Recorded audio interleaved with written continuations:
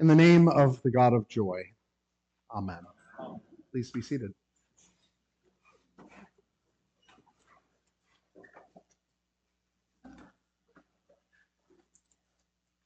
As much as I try to stay up with the times in terms of technology and media, I have a confession to make. I really have never quite figured out how to incorporate Instagram into my regular online life. I've certainly not been good at using it to connect with many of the people in my life, but I do look at it now and then, certainly more than I did in the first few years that I was a part of the platform. Even so, it's still sort of on the periphery of my experience. I used to be thought of as a sort of power user when any new platform or technology came out. But as is the course of things, as I've aged, it's slowly started to outpace me. I'm sure Instagram is now passé for people of my nephew's generation, just as I'm starting to figure it out. But to the degree that it has become a part of my regular routine, it has been pretty much limited to one area: cute puppy videos. I follow friends and family and some of my favorite performing artists. I even found a few exceptional children that I follow worth watching, like an 8-year-old fashion designer. And of course, I follow a few organizations that I care about, like St. David's. But the main thing I actually use Instagram for is looking at cute videos of puppies. And Michael and I send them back and forth to each other all the time. Or if we're just sitting next to each other on the couch, one of us sees one that's worth sharing, we'll demand that the other drop everything at once so that we can watch it together. And we'll cackle and coo together, watching whatever silly or heartwarming video there is to see. The thing is, it's about joy. Even before we lost our last puppy last December, these videos on Instagram would bring us joy. And since that big change in our family happened, the joy has been all the more important. Reading through the gospel this week, that's the word that stood out for me: joy. And it's a word that's also was a part of the gospel lesson last week. Last week it was at the Last Supper. Jesus said to the disciples, "If you keep my commandments, you will abide in my love, just as I have kept my Father's commandments and abide in his love.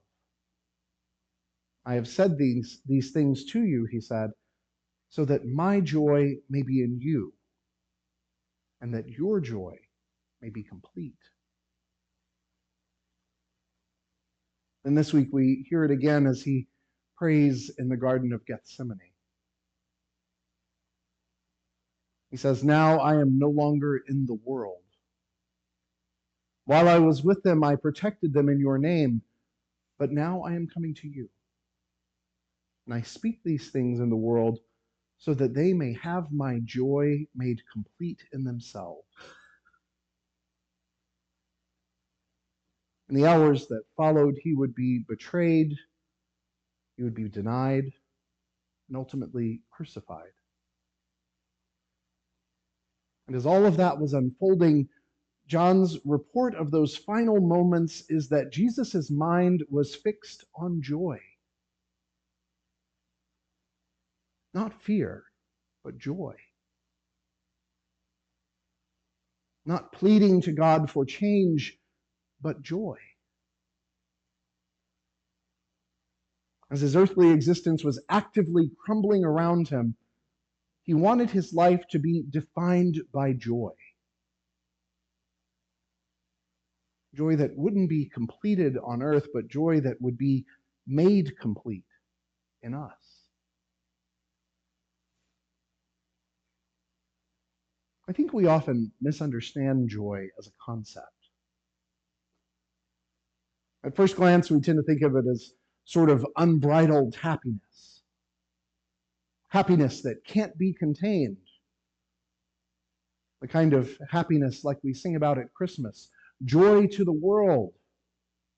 Repeat the sounding joy. But the kind of joy that we hear Jesus talking about as he approaches death, the kind of joy that defines our celebration of Easter and our understanding of resurrection, feels like a different kind of joy, a more nuanced kind. Joy, but with a tinge of complexity mixed in. Reminds me of the kind of joy that I used to hear the late Louis Crew Clay talk about. Louis was a part of this diocese, a longtime member at Grace Church in Newark, and a leader in many of the diocesan structures.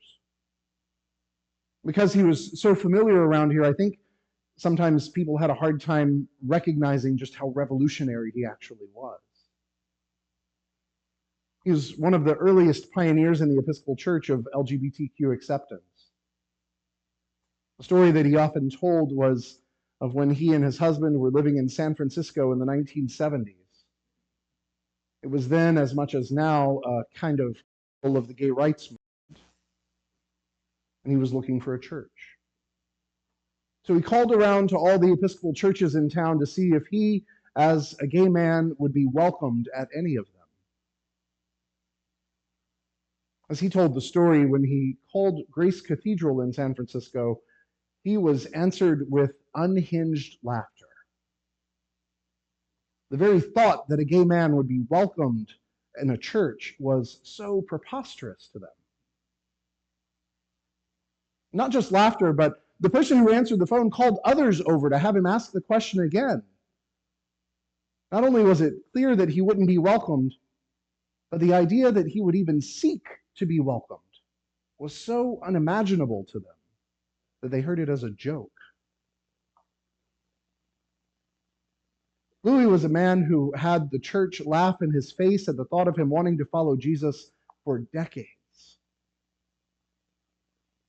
And while he saw incredible progress in the church from those early days until his death in 2019, it was progress that was often slow and hard-fought.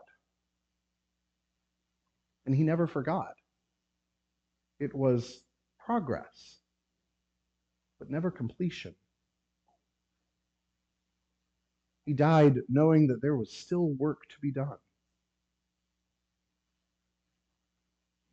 Through the decades, he spent being laughed at by the church and repeatedly taking 2 steps forward and 1 step back.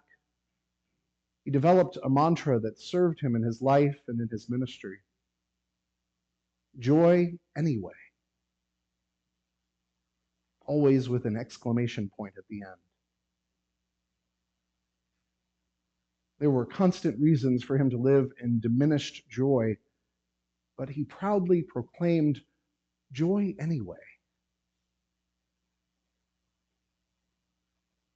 Today, as we come to the close of the Easter season, it's important to remember that joy is the language of Easter.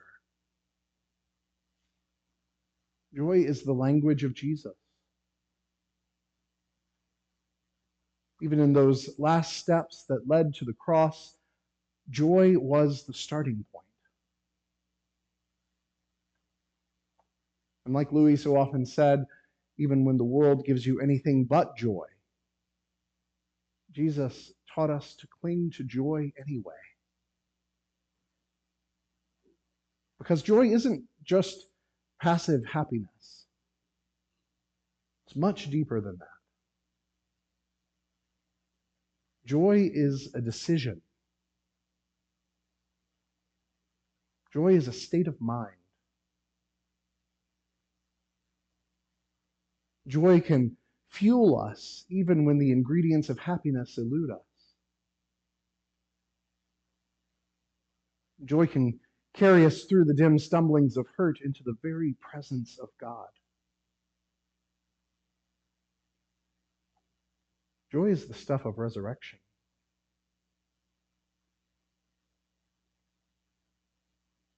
Easter is ending, and those flowers that graced this church those many weeks ago have faded. The drumbeat of regular existence is slowly taking over. But no matter what, no matter when, no matter how, joy anyway. Amen.